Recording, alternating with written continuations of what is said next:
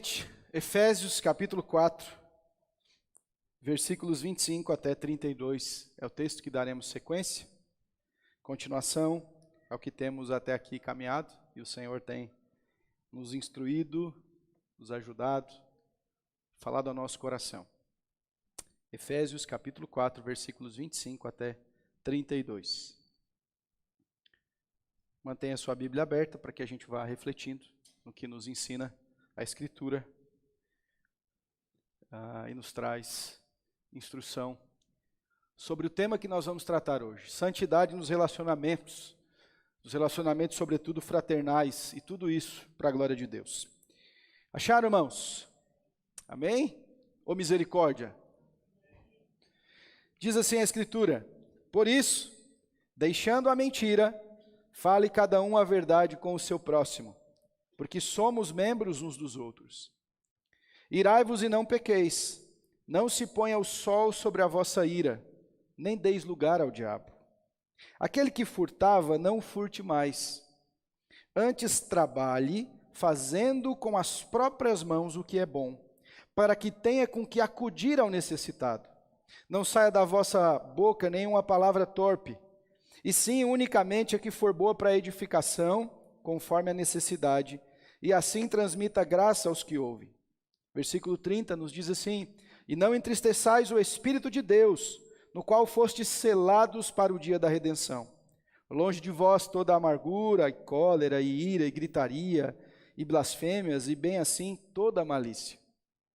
Antes, sede uns para com os outros benignos, compassivos, perdoando-vos uns aos outros, e como também Deus em Cristo vos perdoou. Oremos mais uma vez.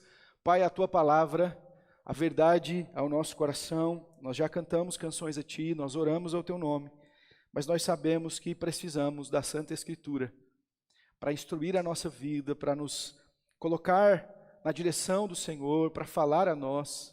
Nem só de pão vive o homem, mas de toda a palavra que sai da tua boca.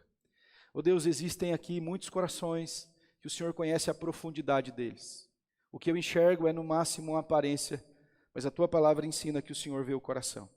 Então, por tua misericórdia e graça, apesar do instrumento, fale conosco nessa noite, fale com o teu povo, fale a nós e nos abençoe uma vez mais. Em nome de Jesus. Amém.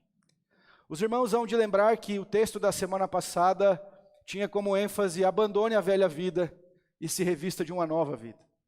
E uma vez que nós abandonamos uma vida passada, um velho homem, criado segundo Adão, e agora nós temos uma nova vida em Jesus, os relacionamentos os quais construímos são impactados por essa nova vida. E o apóstolo Paulo dá sequência, inspirado pelo Espírito de Deus, falando sobre relacionamentos, como cada qual deveria viver agora em Jesus, na vida em comunidade fraternal, aplicando princípios bíblicos, premissas do Senhor na prática dos relacionamentos. Ora, irmãos, se nós dissermos que não há problema nos relacionamentos da nossa vida, nós negaremos um fato. Nós temos problemas, dificuldades. Nós estamos sendo todo o tempo aprumados por Deus, trabalhados nele e por Ele. E quanto mais gente nós cantamos aqui, muito bonito, ajuntamento, mas tem uma parte que a gente não cantou e nem quer cantar. No ajuntamento também tem problema. No ajuntamento também tem opinião diferente, também tem dificuldade, também tem má compreensão, também pode haver uma palavra ríspida, dura, existem problemas. Mas a Escritura está mostrando que nós temos que viver interessados em resolver esses problemas à luz da palavra de Deus.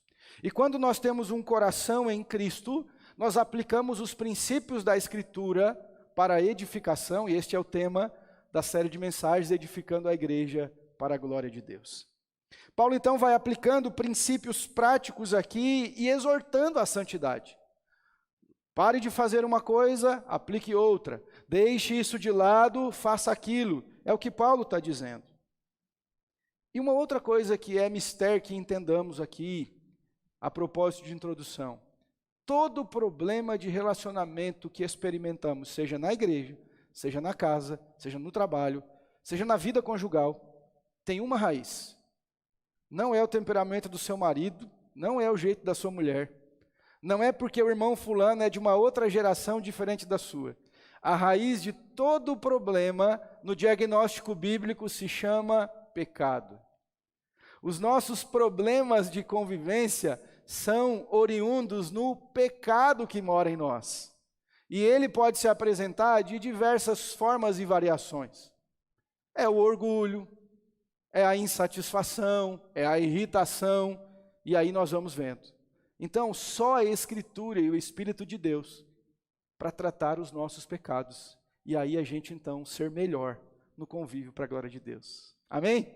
Quais princípios nós devemos aplicar para que a gente tenha nos nossos relacionamentos santidade, pureza, verdade de Deus? E o que nós vamos ouvir aqui vale para qualquer relacionamento que nós tenhamos na nossa vida. Embora Paulo esteja falando mais no aspecto fraternal da igreja mesmo, uns aos outros, você pode aplicar esses princípios na sua vida, na sua casa, e talvez o Senhor esteja falando para que de fato você leve esses princípios para dentro do seu lar. Que você pegue tudo o que ouvirá na Escritura e aplique para a segunda-feira de trabalho que vai começar amanhã. Quais os princípios? A primeira coisa, irmãos, vejamos versículo 25. Paulo está parafraseando aqui Zacarias 8,16, e ele diz assim no versículo 25, vamos juntos? Vamos juntos? Por isso...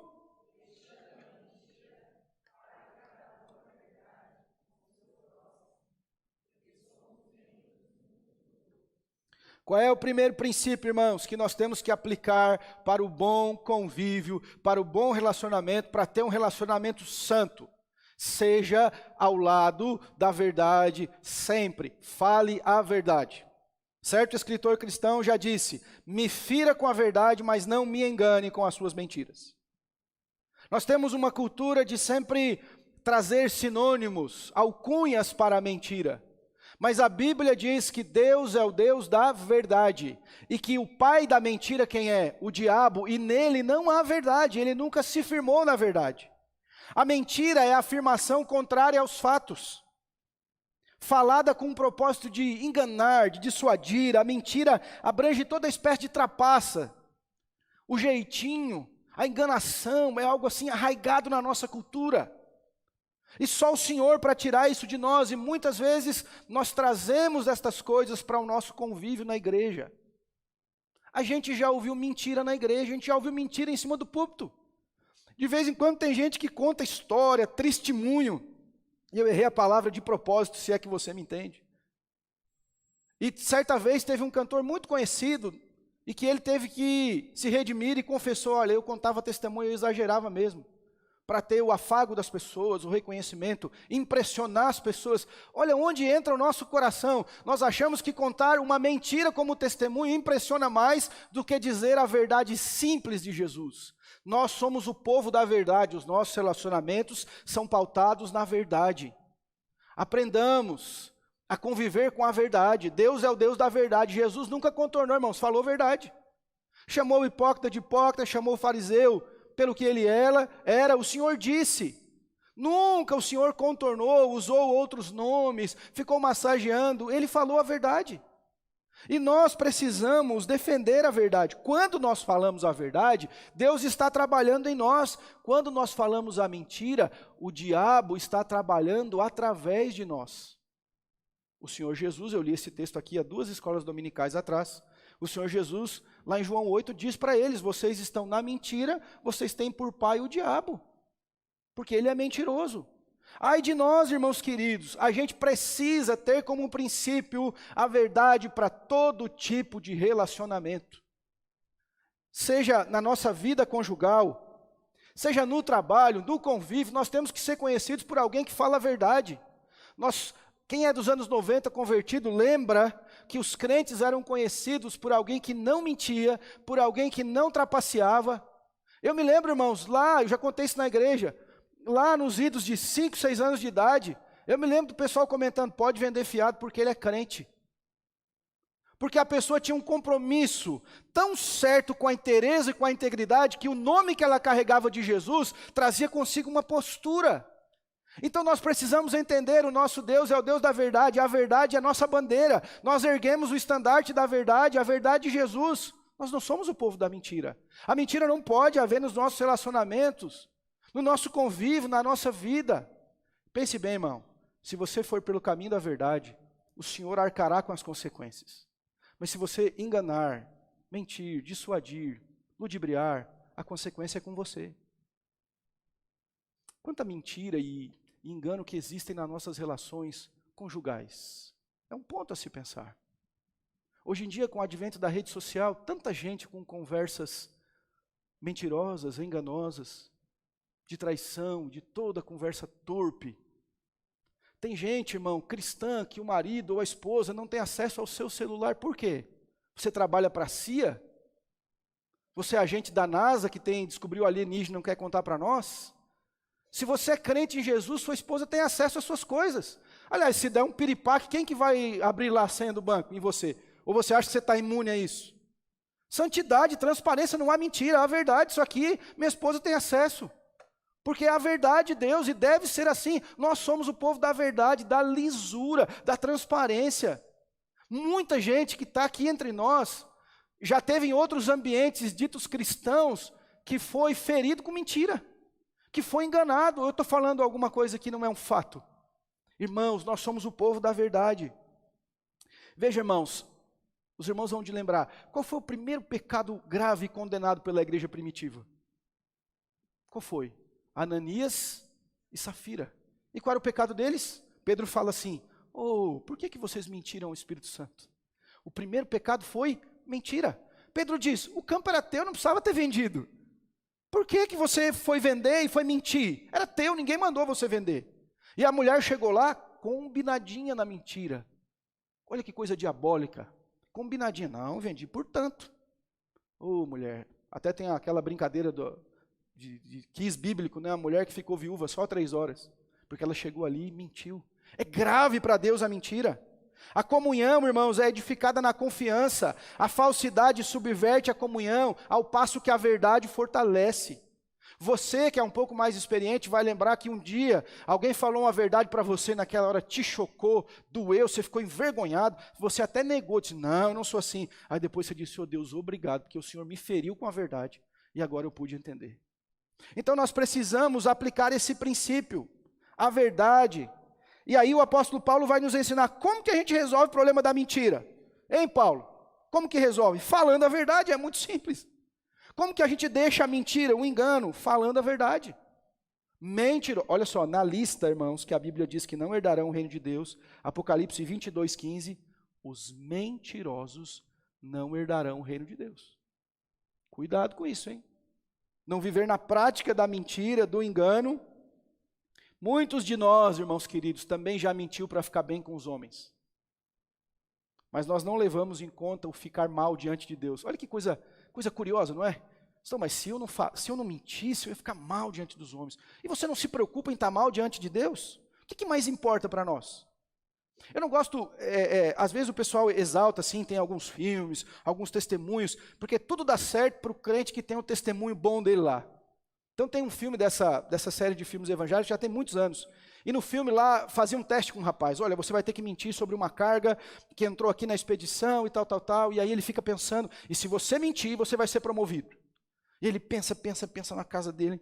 E aí no outro dia ele chega lá e diz, eu não vou fazer isso. Eu quero pedir demissão, porque eu não vou mentir, eu sou cristão. E aí o homem diz, parabéns, era um teste. Agora você vai ser promovido. E aí todo mundo diz, aleluia, glória, está vendo? O crente permaneceu na verdade e Deus o honrou. Mas deixa eu dizer para você, isso é raro. A maioria das vezes nós vamos sofrer o prejuízo. A maioria das vezes nós vamos ser excluídos, porque nós nos mantemos em Deus. E deixa eu te perguntar, a sua Bíblia não ensina que você foi chamado até a sofrer por Jesus? A padecerdes por Ele, não é o que Pedro diz? Se fazendo bem você padece por Jesus, então nós temos muito mais receio de levar o prejuízo com os homens do que o prejuízo diante de Deus. Mas Apocalipse diz, os mentirosos não vão herdar o reino dos céus. Isso aqui, irmãos, vai passar. Então permaneça na verdade, ainda que o prejuízo venha. Porque nós gostamos de exaltar. Os meninos lá, os amigos de Daniel, eles não se prostraram diante da estátua que o rei havia levantado, e eles foram para a fornalha, mas Deus guardou eles. Mas muita gente morreu, irmãos, porque não negou o nome de Jesus. Então lembre disso. A verdade é a nossa bandeira. Homens, trate com Deus o seu coração. as coisas escondidas, ocultas, jogue fora. Traga para a luz. O pecado morre na luz, gente. Traz para a luz. Você, irmã, trate o seu coração no Senhor. Não fale mentira. Não fale meias verdades, coisas que você não sabe, não conhece, coisas que você não viu, que alguém disse. Cuidado. Eu me lembro que lá no sul o pessoal contava uma história, foi irmão da igreja, que a pessoa era tão mentirosa e ficava na beira da estrada sempre dizendo, ó, lá na frente aconteceu um acidente muito feio. Era mentira, todo mundo que passava ele falava. E lá pelas tantas ele falou, nossa, é tanta gente indo para lá que eu preciso lá ver se aconteceu mesmo. Mas era a própria mentira dele. Por quê, irmãos? Porque quando a gente está na prática da mentira, isso entra na nossa alma. E a gente já não consegue discernir entre verdade e mentira. Nós somos o povo da verdade. O que ele está dizendo? Deixemos de ser mentirosos e cada um fale a verdade com o seu próximo. Por quê? Porque nós somos membros uns dos outros. É isso que o texto está dizendo. Porque há um mandamento mútuo para a gente edificar a igreja, para cuidar do meu irmão. Então falemos a verdade em nome do Senhor. Segunda aplicação aqui de princípio. Pode passar, filha, por favor. Vamos ler o versículo 26 e 27 todos juntos. Vamos lá, irmãos. Irai-vos.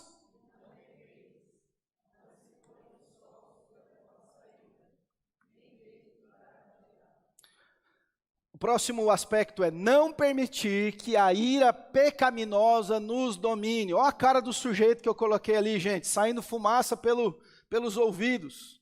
Bravo demais. Tem esposa pensando assim, pastor, tirou foto do meu marido? Não podia, pastor. Não é verdade? Tirou foto minha? Não podia. O que é que o texto está dizendo para nós, irmãos? Existe algum tipo de ira que não é pecaminosa? E aí nós precisamos ir para o texto original, entender o sentido. Existe um tipo de indignação que é justa. Jesus ficou indignado lá no templo, ou não? Ficou indignado. Moisés se indignou contra a idolatria. Martim Lutero, aproveitando o momento da reforma, se indignou contra as indulgências. Então existe um tipo de ira, de indignação contra as coisas que Deus também se ira, que é justo, que é legítimo que façamos, se indignar contra o pecado. Agora, deixa eu dizer para você, é muito difícil ter um filtro e saber até onde vai uma ira que não é pecaminosa contra um motivo justo, e aí não entra o meu orgulho, e aí não vem a minha carne.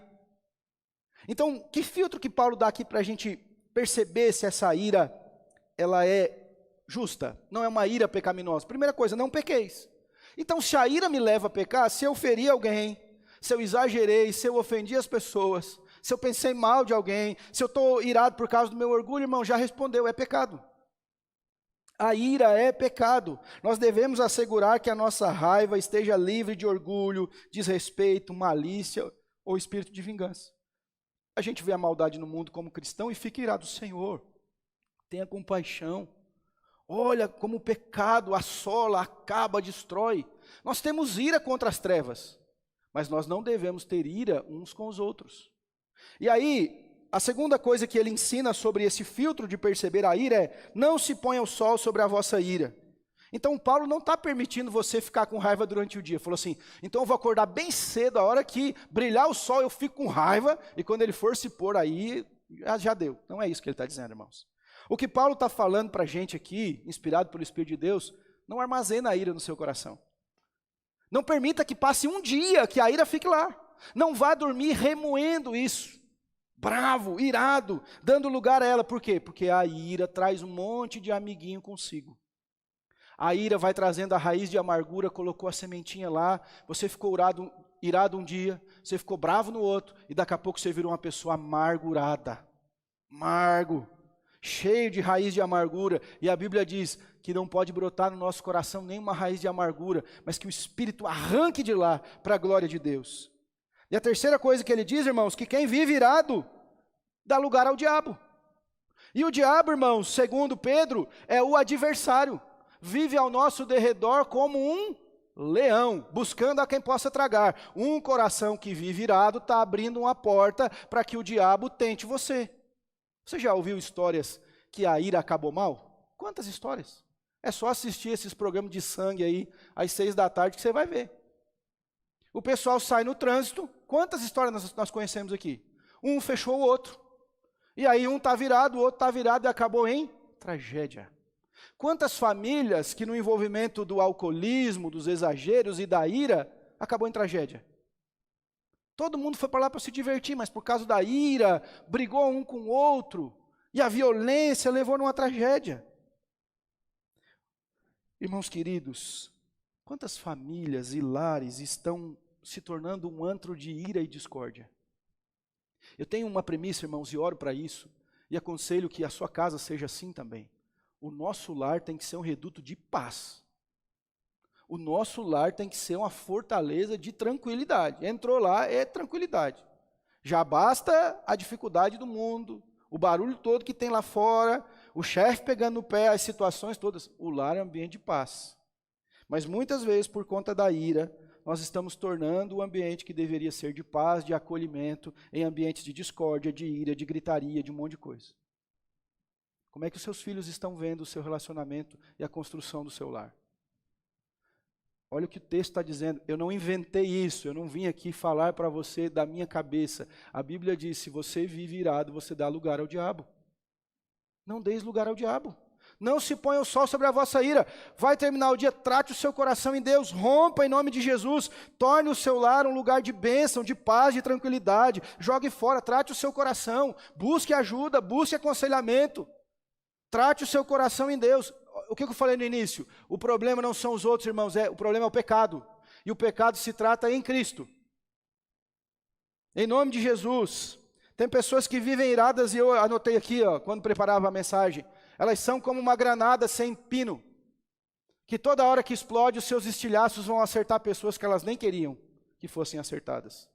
E aí quem é ferido pelos estilhaços da ira, que entrou em ebulição naquele coração, depois para consertar é tão difícil, gente. Tratemos o nosso coração em Deus. Rompamos hoje com a ira em nome de Jesus. E uma coisa que eu falo aqui para concluir esse ponto. Eu disse hoje pela manhã, mas acho salutar que a gente reflita junto. Pare de justificar os seus pecados. Pare de justificar. Se tem uma coisa que o coração caído no Éden gosta de fazer, e é habilidoso, é dar justificativa. Você já percebeu que a pessoa, antes de arrepender, quando Jesus vem assim e joga luz no coração, aí o arrependido ele não dá justificativa, mas a grande maioria das vezes nós temos sempre uma resposta. Não, mas então, veja bem, né, eu sou assim, estou estressado, que é uma rotina muito pesada, é muito trabalho. Olha só, eu sou responsável, eu cuido de uma casa, eu cuido de pessoas, eu cuido de uma igreja. Não é desculpa, cuidado. Racionalizar o pecado é um passo para o endurecimento do coração. Você começa a dizer, está vendo o pecadorzinho que você é? Você fez isso porque tem uma justificativa. Tadinho de você. Não, irmão, não justifique o seu pecado. Trate, não dê lugar ao inimigo. É isso que ele quer. Ele quer soprar no seu ouvido para que você justifique. Está vendo, Deus? Eu comi porque a mulher que tu me deste, me deu o fruto. E a mulher, eu comi porque a serpente me falou. Se ela não tivesse falado, eu não teria comido. Está vendo? É justificativa. Eu aumentei um pouco aqui, a mulher não fala isso. Mas é a justificativa que nós temos. Rompa com isso, trate. Quem é arrependido não justifica, confessa. Davi não falou com Natan, Natan, rapaz do céu, Natan, vem aqui. Não é o nosso Natan, não. É o Natan lá da Bíblia. Natan, você não sabe, rapaz, eu estava lá no terraço, a mulher também, veja ela, tomar banho na minha frente. Ela sabia que eu podia ver de lá. Ele não justificou, gente. Por quê? Porque quando Deus escancarou o pecado dele, ele só disse lá no Salmo 51, eu pequei contra ti e contra ti somente. Não foi por causa de Urias, que estava na guerra, não cuidou da mulher, porque ele tinha que estar lá. Não foi por causa de Batseba, não foi por nada, foi porque eu pequei contra ti. Então faça isso diante de Deus. Pecado se confessa, não se justifica. Pecado se coloca aos pés da cruz, não se guarda no coração. Mostre a Deus as mazelas de um coração irado que precisa ser tratado por Deus. E muitos que estão aqui, nós não sabemos disso, porque aqui se comporta, aqui é bonitinho, aqui é respeitoso, dentro de casa vira irado, parece um animal. Não é assim, irmãos. Nós temos que tratar isso no coração.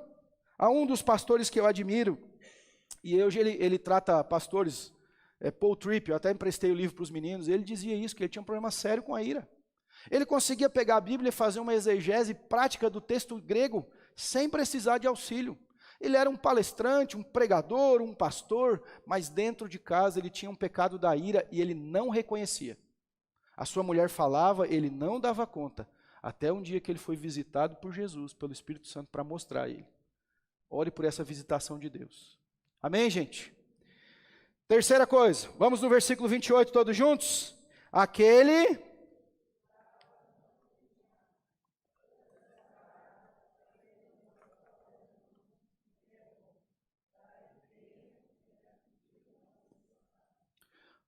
O terceiro princípio aqui, os relacionamentos. Trabalhe visando ser um instrumento de bênção e não um problema. Trabalhe visando ser um instrumento de bênção e não um problema. Deixe de roubar. Era comum naqueles tempos. Os servos, escravos, podiam tomar algum bem que não era seu. Você vai lembrar que Jesus sempre falou sobre o administrador fiel, lembra isso? Servo bom e fiel, foi confiado a ele cuidou como era do seu senhor e não dele. Mas era comum que os servos pudessem fazer pequenos furtos, ou fizessem pequenos furtos, tomassem aquilo que não era próprio. O roubo, irmãos, inclui toda a sorte de honestidade. Você está pensando, pastor, esse ponto não é para mim não, porque eu não roubo. Mas toda a sorte de desonestidade, travou aqui, que visa tirar do outro aquilo que lhe pertence. Peso, medida, salários e por aí vai. Trabalho. Da mesma forma como o diabo é mentiroso, há quem diga que João 10, embora fale de um mercenário, pode ter uma aplicação ao diabo ali, que ele é o ladrão. Ele vem para matar, roubar e destruir. Ele quer roubar a glória de Deus. E nós não podemos ir por este caminho. Um cristão deve fugir de negócios ilícitos, de favorecimentos duvidosos. Lembra que Geazi foi ganancioso, o servo de Eliseu? O Naamã foi lá e disse, fui curado, toma aí. Não, não quero nada. Eliseu falou, nada, leva tudo contigo. Geazi olhou aquilo e falou, rapaz, a gente aqui numa dificuldade, vivendo de oferta, profeta, vivendo aí com uma ofertinha aqui e acolá, e Eliseu é doido, faz mal nenhum, não vai fazer falta para Naamã, ele é general lá do exército, vai fazer falta. Aí Geazi pensou o quê? Vou lá pedir. Por quê? Porque a ganância estava no seu coração. Ele vai para lá e diz assim, então é o seguinte, o Eliseu mudou de ideia. Ah é? Então leva. O que ele levou consigo também? Uma lepra. Porque o seu coração quis furtar aquilo que não era seu. Então nós, cristãos, temos de tratar isso diante de Deus e com o nosso coração. Mais uma vez, pode surgir o argumento do ponto anterior. Mas pastor, e se eu não entrar no esquema, eu perco meu emprego? Irmão, quem que sustenta a sua casa? Quem que te colocou lá, irmão? Quem que abre porta para você? E outra coisa, irmão, você está preocupado em levar prejuízo, mas qual é o pior prejuízo, diante de Deus ou dos homens? O Senhor olhar para você e dizer, você está reprovado, porque você não é um servo bom e fiel. Ou o Senhor dizer, meu filho, vem para cá, eu te sustento, eu cuido de você, porque você é um servo bom e fiel. O prejuízo de fazer o bem não pode ser um plano de Deus para a nossa vida. E outra coisa que ele nos ensina, pare de roubar, pare de lesar pessoas. E se você lesou, irmão, resolva. Se você lesou, resolva. Tem esse negócio que o povo converte, Deus perdoa todos os pecados, é verdade. Mas se você deve para a justiça, tem que pagar. Ou não? É isso que a Bíblia diz. Se você fez, eu converti, Deus perdoou todos os seus pecados. Nenhum deles o Senhor Jesus está levando em conta. Mas resolva com as pessoas. Trate o seu coração. Pastor Jeremias aqui conta uma história. Eu sei que a maioria conhece o pastor Jeremias Pereira, da 8ª Igreja Presbiteriana de Belo Horizonte. Antes de ir ao seminário, ele trabalhou, enquanto adolescente, na loja de uma senhora. E ele metia a mão no caixa de vez em quando. E depois, já pastor, aquilo pesou o coração e falou, preciso consertar. O tesoureiro lá fez um cheque e ele levou. Chamou a senhora e falou, senhora fulana, ele fala o nome dela. Eu vim aqui falar com a senhora porque eu sou ladrão. Eu roubava a senhora. E ela disse, Jeremias, a gente sabia, está perdoado, tranquilo. Aí ele contou isso na igreja, e um irmão que roubava o chefe foi confessar para o chefe. O chefe falou, crente sem vergonha. Está vendo? Então não leve em conta que, mas ele não teve prejuízo, a mulher perdoou. Não, resolva os seus problemas. Ainda que a pessoa diga, sim, eu fui sem vergonha. Sim, eu lesei você, mas eu não quero mais ser assim. Porque o meu Senhor me ensinou, aquele que roubava não roube mais. A minha vida mudou. Porque Cristo agora é o meu Senhor. E não importa o prejuízo. Não importa a ofensa que você me trará. Importa eu estar bem com o meu Senhor. Amém, irmãos? Nós precisamos ter transparência e lisura na nossa vida. E aí o que ele faz, o contraponto? O trabalho é fonte de bênção. O trabalho é fonte de generosidade. Veja que interessante. Quem antes roubava o outro, agora trabalha para ajudar o necessitado. Olha que interessante. Quem antes tirava, agora ele dá com generosidade a quem precisa. Olha o que o Evangelho faz. Quem era antes mesquinho, que tomava para si, agora ele reparte. Então o trabalho é fonte de dignidade, de bênção. Como que está o seu nível de generosidade? Isso é o Evangelho. O Evangelho ensina que o trabalho não é só para mim, o trabalho é para eu ser uma bênção para outras pessoas. O Evangelho também, irmãos, impacta o nosso bolso, mexe na nossa vida, mexe no nosso nível de generosidade, como nós compartilhamos, ajudamos a quem precisa, acudimos o necessitado, é o Evangelho. Você é crente também no seu bolso? Você é crente também nas suas finanças? É o que o texto está dizendo. Deixe de roubar, trabalhe, e com o seu trabalho e o fruto dele você abençoa pessoas. Amém, gente? Vamos ao mais um princípio aqui. Versículo 29, vamos juntos? 29 e 30. Não...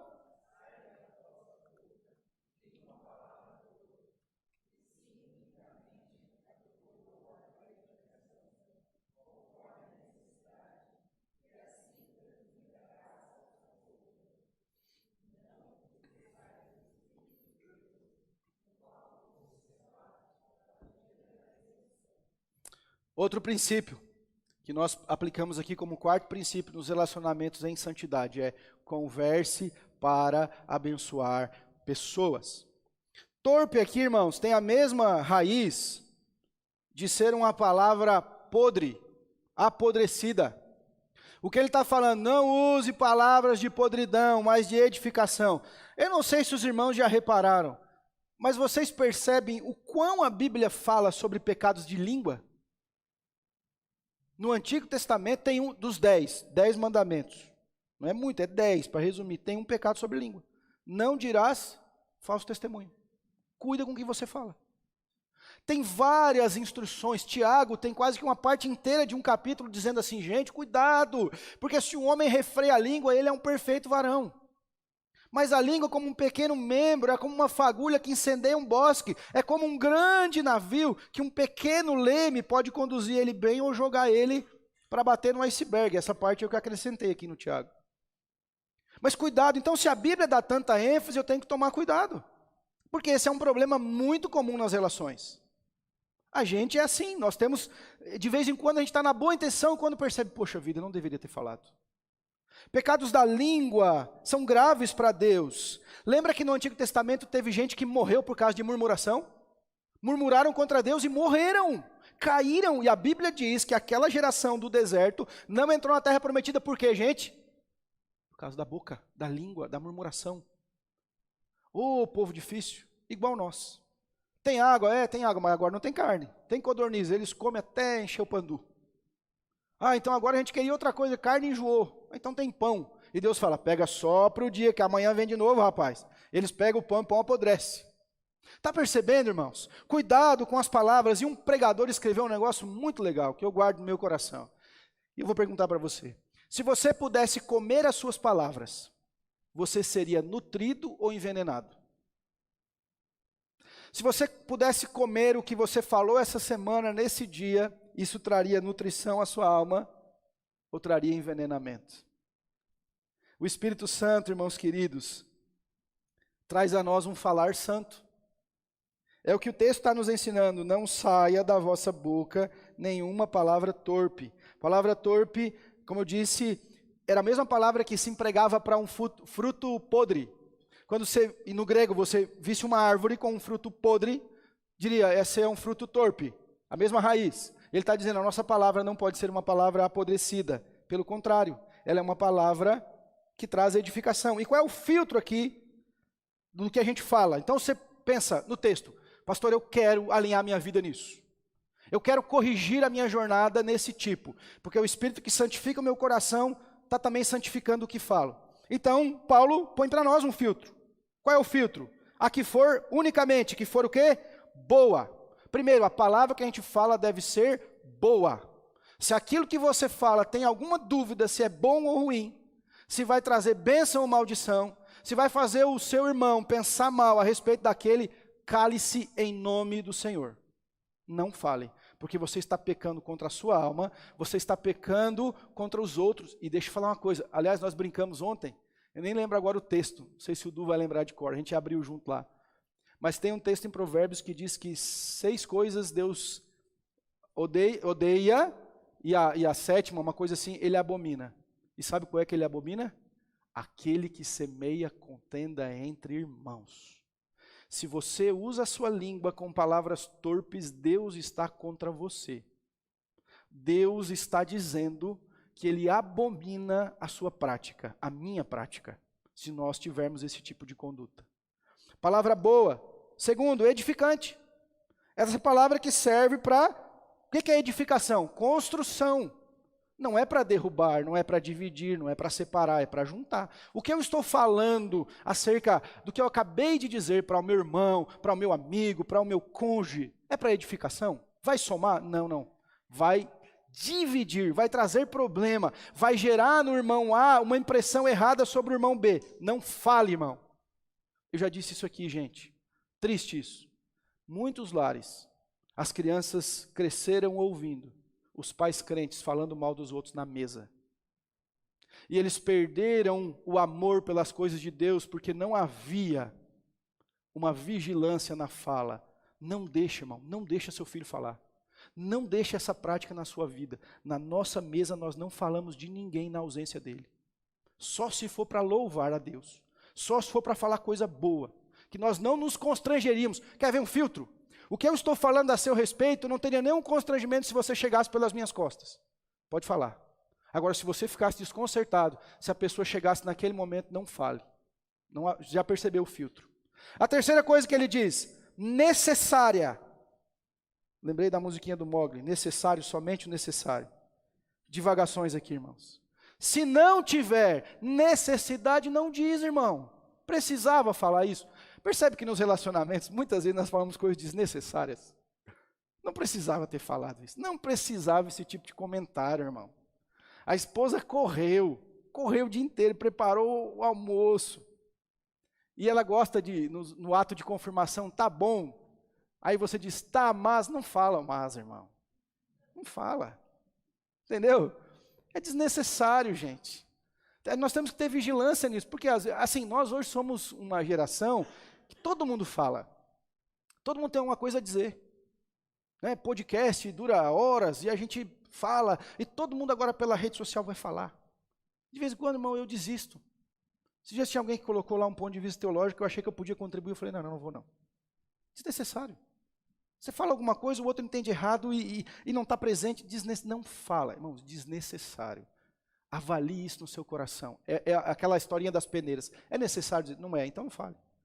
E aí ele diz aqui que um quarto aspecto sobre isso é, e assim transmita graça aos que ouvem. Olha, se o que eu vou falar vai transmitir graça, fale. Se é desgraça, não, irmão, já basta. O pecado já traz bastante, não fale. O que você está falando transmite graça. Olha só que interessante, a nossa fala tem que ser graciosa. Tem que ser uma fala de edificação, de abençoar pessoas, de juntar gente. Não é tão bom, irmãos, estar perto de alguém que tem uma fala graciosa, que tem uma palavra de ânimo, de encorajamento, sabe, apaziguador, que é conciliador na sua fala.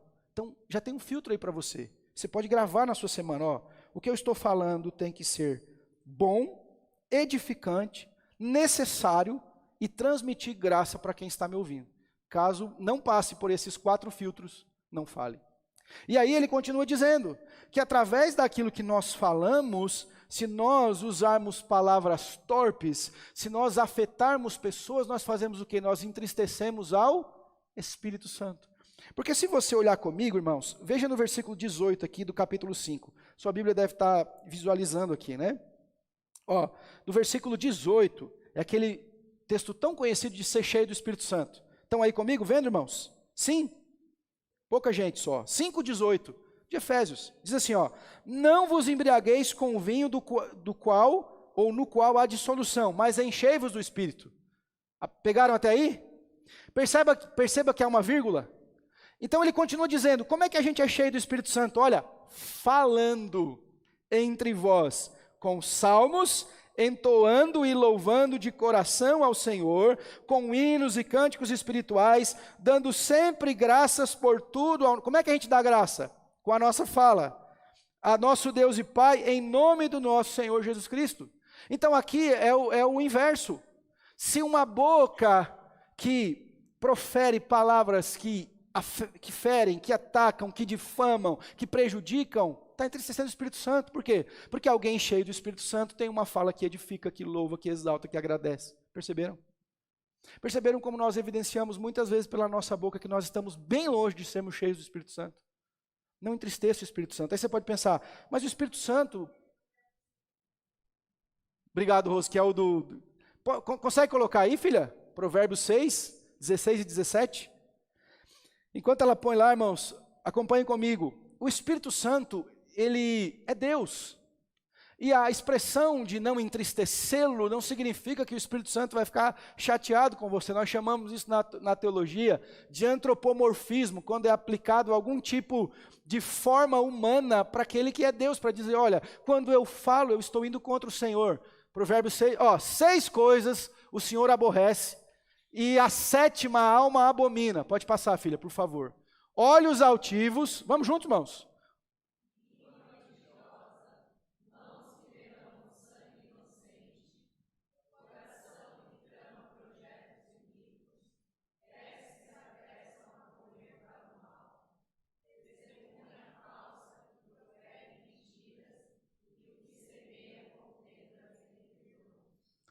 Veja que pelo menos 3 pecados aqui estão ligados à fala. A gente pode até aplicar o 4º, né, que faz planos, que trama. Então, esse texto vem de encontro ao que a gente está falando. Irmãos, rodas de fofoca são um antro de pecado e entristecimento do Espírito Santo. Eu vou repetir. Rodas de fofoca, de falas não edificantes, são antros de pecado e entristecem o Espírito Santo. Por que não há mais salvação? Por que a gente não tem um avivamento? Você está cuidando com o que você está falando?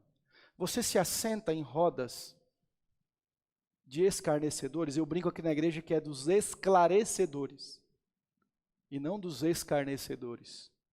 Se você é um cristão genuíno, está dando atenção que a palavra de Deus está nos exortando nessa noite, irmão. Talvez você pense, como é que eu posso melhorar isso? Como é que eu posso mudar, pastor? Primeiro, com oração. Confesse. Senhor, eu falo demais. Senhor, eu falo coisas que não edificam. Senhor, eu sei que eu já lesei alguém com as coisas que disse. Eu já falei mal do meu semelhante. Eu já falei mal de alguém. Confesse. Peça perdão pela pessoa que você feriu, por fofocas que você fez, pelo mal que você causou quando induziu alguém a pensar mal de outro. A pessoa nem estava aí. Você falou, está vendo, irmão? Eu não estava vendo, mas agora que você falou, eu quero ver também. Levou outro a pecar. Confesse isso diante de Deus. Segundo, encha a sua mente. Como é que eu me livro? Irmãos, tem um ditado aí fora que diz assim, ó, mente vazia é a oficina do capeta. Não é não? É isso que diz? Oficina do diabo. Então, de fato, se nós estivermos vulneráveis, nós damos lugar ao inimigo. Então, encha a sua mente de coisa boa. Gabi, se você puder pôr para nós Filipenses 4, 8, por favor. 8 e 9 nós vamos ler. Como é que eu faço para resolver esse problema? De não ficar falando coisa que não edifica. Enche a sua mente de coisa boa. Mas satura. Por quê, irmãos? Porque transborda. As criancinhas aprendiam a canção. Pororó. Lembra não? A boca fala do que o coração está cheio. Está cheio. Se você estiver cheio do Senhor, o que vai transbordar em você? Se você estiver cheio de graça, não vai falar coisa torpe. Olha lá o texto. 4:8, Gabi, por favor. Nós vamos ler juntos, 8 e 9. Grave isso no seu coração, anote aí para você ler em casa. Vamos juntos? Será que dá, irmãos? Para quem ainda consegue, tem um grauzinho aí que alcança. Finalmente, irmãos.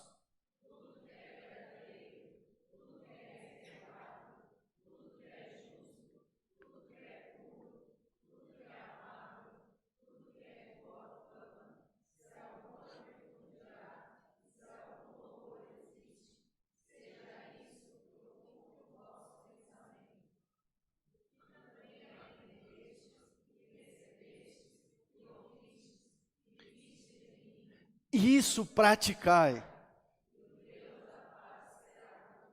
Põe em prática. Escreve Filipenses 4:8 e leva no bolso. Leia durante o dia, quando tiver aquela coceirinha na língua, leia Filipenses 4:8. Pense, reflita, coloque na sua cabeceira. Por que, irmãos? Porque a palavra de Deus é o remédio para os nossos pecados. E os irmãos acham que eu estou falando a alguém aqui que é imune disso? Não, irmãos. Não é não. Precisa lidar com o Senhor. Trate isso no seu coração. Irmão, sua língua é para a glória de Deus.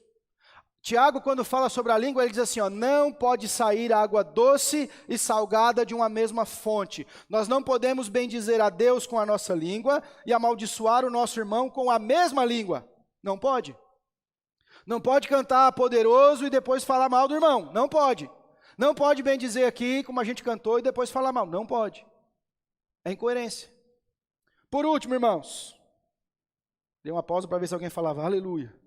Por último. Versículos 31 e 32, vamos lá? Longe.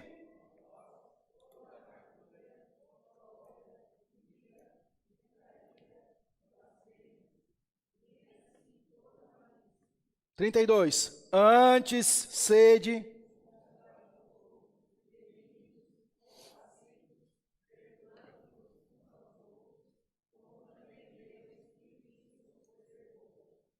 Sabe uma regra que se nós colocássemos em prática ia ajudar e muito os nossos relacionamentos? O Senhor Jesus falou assim, ó, tudo aquilo que vocês querem que os homens vos façam, fazei vós também. Eu tenho certeza absoluta que você não gosta que alguém fale de você pelas costas. Você não gosta que alguém faça juízo de valor sobre sua vida. Que alguém tome opiniões a seu respeito, conclusões de quem você não é. Então, da mesma forma que você não gosta, não faça para os outros. E o que ele está dizendo? Trate as pessoas como Jesus tratou você. E ele diz assim, longe de vocês, toda a amargura. Amargura aqui tem raiz num espírito azedo, numa pessoa ressentida, que não busca reconciliação. Essa é a ideia de amargura aqui no original. Ela não quer reconciliação, ela não quer conviver bem, ela está sempre lutando. Se você pudesse ver a alma dela, é uma pessoa em posição de combate. Ela quer lutar, mas ela não quer lutar contra as trevas. Ela faz do seu semelhante o conflito. A amargura deixa as pessoas fechadas, irritadiças. As opiniões de um amargurado são sempre duras, sem amor, tudo é amargura. Se você falar para ele que as coisas estão boas, ele vai achar um defeito, ele vai achar um problema. Porque ele não quer ser doce. E está dizendo, longe de vocês toda raiz de amargura. Trate o coração amargurado. E cólera. Cólera aqui é a ideia de uma fúria, irmãos. Uma fúria temporária, sabe? A pessoa, assim, foi de 0 a 100 em 3 segundos. Ela ficou enfurecida. Isso é cólera. A ira, irmãos, tem a ver com hostilidade mais firme, mais sombria. Uma ira mais duradoura, mais profunda. Olha, irmãos, o que ele fala aqui, ó? Gritaria. Descreve as pessoas que erguem a voz e começam a gritar e berrar umas com as outras. Oh, irmãos queridos. Eu sou de descendente de italiano, né? No sul, o pessoal brinca que a família italiana ela fala gritanês, é a língua dos italianos, né? Então, às vezes o povo vai falar, e eu já conversei com gente que foi para a Itália, que diz que às vezes na rua você se surpreende, você acha que um está discutindo com o outro, eles estão só falando, né? Mas aqui não é esse o sentido, é um sentido de gritar mesmo, de levantar a voz, de ofender o semelhante. Não pode, irmãos, não pode. Não pode gritaria, irmãos, não pode. Lembra do seu lar, irmãos, preserva a sua casa. Não sei se eu já contei isso aqui, eu já contei em particular para alguns. Teve um dia, irmãos, que a gente tava lá nos Estados Unidos e nós tínhamos que viajar da casa da minha sogra, mais ou menos 1 hora de viagem até a casa do meu sogro. Não tinha como, porque o aniversário do B ia ser no outro dia e nós tínhamos que ir. E estava uma nevasca, gente. Mas uma nevasca, assim, e chama de tempestade, não é nem neve, não, era tempestade. E eu fui dirigindo. E a Dani, como toda boa mulher copiloto, ela é o equilíbrio. E ela dizia, vai devagar. Eu estava a 30 milhas, vai devagar. Vai devagar, devagar, amor. Freia, amor, cuidado. A gente nunca tinha andado na neve daquele jeito. E era só nós e carro de polícia e caminhão que limpava a neve. Era um negócio tenso. Mas quem está na direção, olha aqui eu justificando meu pecado, né? Quem está na direção parece que tem um pouco mais de percepção. E quem está de carona tem mais medo. E uma hora eu fiquei irritado com isso. E eu falei, você quer dirigir? Ela disse, eu quero, para o carro que eu vou. Eu disse, não, mas eu não quero te dar. E eu continuei, irmãos. Aí, estava tão bonita a neve caindo, e é um negócio espetacular, eu falei, eu vou compartilhar numa live. Já tinha acalmado. E eu abri a live. Entrou uns irmãos aqui, o Haroldo estava, mais alguns, e o Bernardo começou a dizer assim, não briguem, Jesus não gosta. E a live aberta. E ele dizia, Jesus não gosta. E nós só nos olhamos. Jesus não gosta que brigue. Ou seja, irmãos, nós tínhamos ensinado um princípio a ele que nós não estávamos colocando em prática. E não adiantou ficar escondido. A live mostrou para o mundo inteiro. Quem estava online ali escutou ele falando. Teve alguns irmãos ali, a gente escutou, pastor. Ou seja, nós precisamos tratar o nosso coração, a nossa ira. Irmãos, ainda mais ele diz blasfêmia. Blasfêmia aqui, a ideia é falar mal do outro, especialmente pelas costas, difamando e destruindo reputações. Então quem fala mal do seu semelhante, blasfema. A quarto aqui, malícia. Assim, toda malícia. A palavra grega malícia é má vontade, inclui o desejo de tramar mal contra as pessoas. A gente tem que tomar cuidado com isso, irmãos, com palavras maliciosas, de pecado, gente, cuidado. Trate sua boca, gente, em nome de Jesus. Crente não fala palavrão. Eu acho que isso é uma coisa tão básica, a gente não precisava falar mais nos nossos dias. O negócio está tão doido que a gente precisa dizer isso. E aí, irmãos, ele fala de 6 pecados no contexto dos relacionamentos, que são práticas que destroem relacionamento na igreja, na família, no trabalho, na comunidade. E qual é o contrário disso? O contrário está aqui para a gente encerrar, gente. O contrário está no 32. Antes, o contrário disso, sedes uns para com os outros benignos, compassivos, perdoando-vos uns aos outros, como também Deus em Cristo vos perdoou. Deus foi benigno com você? Sim ou não? Seja benigno com os outros. O Senhor é compassivo com você? O salmista diz que Ele é compassivo conosco e não nos trata consoante os nossos pecados ou nossas iniquidades. E por último, perdoe as pessoas. Por quê, irmãos? Porque para fechar a lista, Paulo está dizendo, vai acontecer problema no convivência. Vai ter dificuldade. No atrito, irmãos, das peças, vai sair faísca. Mas nós temos que ter a premissa do perdão. Por quê? Porque Jesus me perdoou. Porque todo mundo que está aqui, que crê nessa cruz, a minha retaguarda, crê no perdão. E sabe que não está aqui porque merece. E lembrando da parábola que Jesus ensinou, da dívida impagável, e depois aquele servo cobra uma dívida que nem se compara, e no Pai Nosso ele diz, perdoe para que você seja perdoado. Que o Senhor nos ajude. Amém, meus irmãos? Vamos ficar de pé para orar?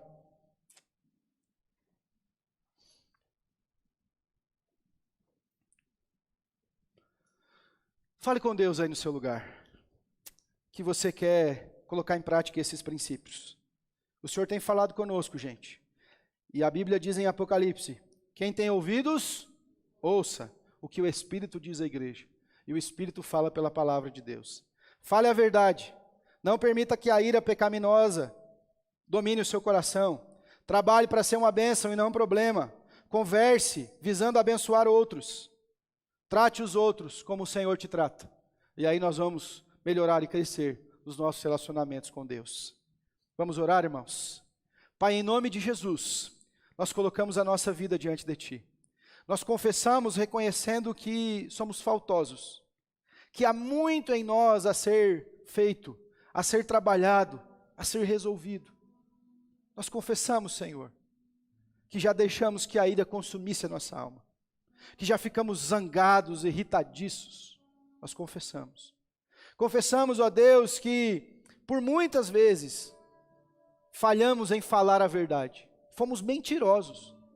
Pecamos na mentira, escondendo, ocultando, para nos parecer melhor com os outros. Para demonstrar alguma coisa, e o Senhor que nos vê, sabia da nossa mentira. Quantas vezes nós falhamos nas nossas conversas, porque nós geramos prejuízo para o outro. Nós falamos mal. Nós falamos de forma paralela, lesando pessoas. E nós ouvimos hoje, Senhor, e eu sei que só o Teu Espírito para trazer esse entendimento, que isso é abominável aos Teus olhos. O Senhor abomina estas coisas, o Senhor odeia estas coisas. Nos ensina a odiar como o Senhor odeia. Porque daqui a pouco o culto acaba. E o nosso coração, se não for impactado pelo Teu Espírito, voltará às mesmas práticas e não é isso que nós queremos. Nos ensina a perdoar, Senhor, os nossos irmãos. Se há alguém que foi lesado por isso, se há alguém que está pensando agora sobre essa situação, que foi lesado, que falaram mal, que trouxeram prejuízo, eu te peço, Deus, que em nome de Jesus o Senhor traga graça a esse coração, a essa vida, que aprenda o sentido do perdão, que esta prática que aprendemos hoje aqui acerca de tratarmos os outros como o Senhor nos trata, seja algo pensado nessa igreja. Que os irmãos entendam isso. Que os irmãos pensem nesse respeito. E eu sei, Deus, que só o Senhor para fazer. Nós queremos crescer. Crescer em obediência, crescer em santidade, crescer em compromisso com o Senhor. Isso só será possível se o Teu Espírito trouxer tudo que nós ouvimos hoje aqui. A Tua palavra no nosso coração. Encha-nos do Teu Espírito. Encha a nossa mente das verdades que ouvimos e não haverá lugar para murmuração. Uma mente ocupada em cantar salmos não tem lugar para falar mal dos outros. Um coração cheio do Senhor que louva e que agradece, não para tempo para maldizer, porque a sua língua bendiz. Nós queremos isso, Senhor, em nome de Jesus. Nós queremos essa graça que só o Senhor tem a oferecer.